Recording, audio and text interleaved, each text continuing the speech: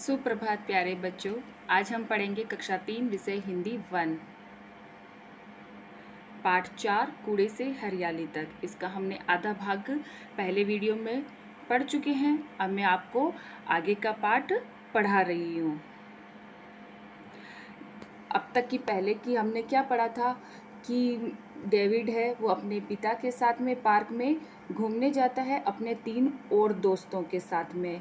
वहाँ पार्क में वो क्या देखते हैं कि चारों तरफ गंदगी फैली हुई है, कूड़ा कचरा सब जगह बिखरा पड़ा है और उन्हें ये सब देख करके बहुत बुरा लगता है। और उसी समय एक व्यक्ति आता है जिसे वह अंकल कह करके पुकारते हैं और उन्हें ज़ोर से आवाज़ दे करके रोकते हैं कि अंकल ये आप क्या कर रहे हैं, यहाँ पे आप कचरा क्यों गिरा रहे हैं। वह व्यक्ति थैली में कचरा भर के लाके वहाँ पे गिराने की कोशिश कर रहे होते हैं। इतने में वहाँ पे वो चारों बच्चे और डेविड के पापा पहुँच जाते हैं। उन लोगों के बीच में आपस में अब क्या वार्तालाप हुई वो मैं अब आपको आगे पढ़ के सुनाऊंगी।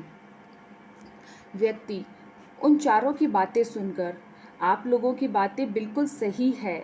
मैं अब यही कोशिश करूँगा कि कूड़े को सही जगह पहुँचाऊँ और कम से कम कूड़ा पैदा करूँ।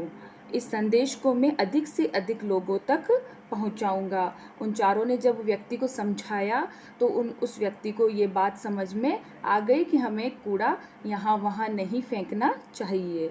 प्रिया: एक और बात, मेरी मम्मी जब बाज़ार जाती है तो घर से थैला लेकर जाती है ताकि प्लास्टिक के थैलों में सामान न लाना पड़े। ये बहुत अच्छी बात कही प्रिया ने कि हमें घर से अपना खुद का कपड़े का सीला हुआ थैला साथ में लेके जाना चाहिए।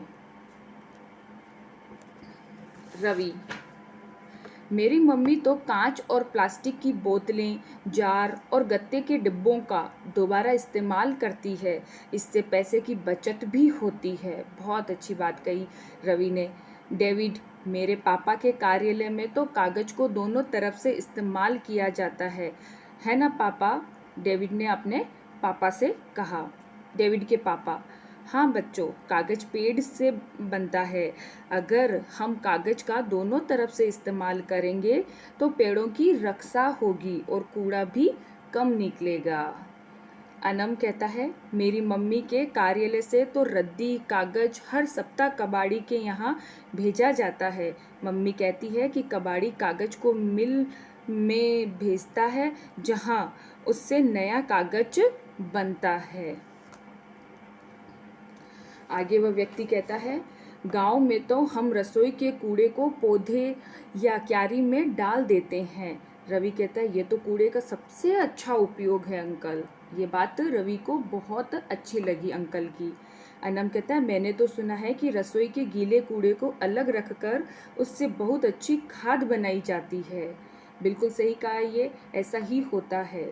डेविड के पापा: तुमने बिल्कुल सही सुना है अनम। आजकल कई स्थानों पर मोहल्ले के लोग मिलकर एक गड्ढे या एक ड्रम में रसोई घर से निकलने वाला रोज का गीला कूड़ा इकट्ठा करते हैं और उसमें कूड़े को सड़ाने वाले केचुए डालते हैं। केचुए इस कूड़े को पूरी तरह गलाकर बहुत ही अच्छी खाद बनाते हैं। इस खाद से पौधों को बहुत अच्छा आहार मिलता है और उसमें सुंदर तथा बड़े आकार के फूल व फल आते हैं। आजकल सभी लोग अपने घरों के बाहर यही करने लगे हैं। जो रसोई का जो गीला बचा हुआ जो कूड़ा होता है उसको अलग पात्र में इकट्ठा करते हैं, फिर उससे खाद बनाते हैं। रवि: अंकल, ऐसा तो हम लोग भी कर सकते हैं। बिल्कुल, सब कर सकते हैं। सभी बच्चे एक साथ बोलते हैं, हाँ हाँ हाँ, ऐसा हम लोग भी कर सकते हैं। डेविड के पापा: ठीक है बच्चों, आप लोग तैयारी कीजिए, बड़ों का सहयोग अवश्य मिलेगा। मतलब अगर वो ऐसा कार्य करेंगे तो उन्हें सभी जने क्या करेंगे, मदद करेंगे, सहायता करेंगे। सब मिलकर हम कूड़े का सही उपयोग कर अपने मोहल्ले को हरा भरा जरूर बनाएंगे। तो आपको इस पाठ से क्या सीख मिली सबको? कि स्वच्छता स्वास्थ्य के लिए बहुत ज़रूरी है। हम सबको ऐसा ही करना चाहिए जैसा इसमें बताया गया है।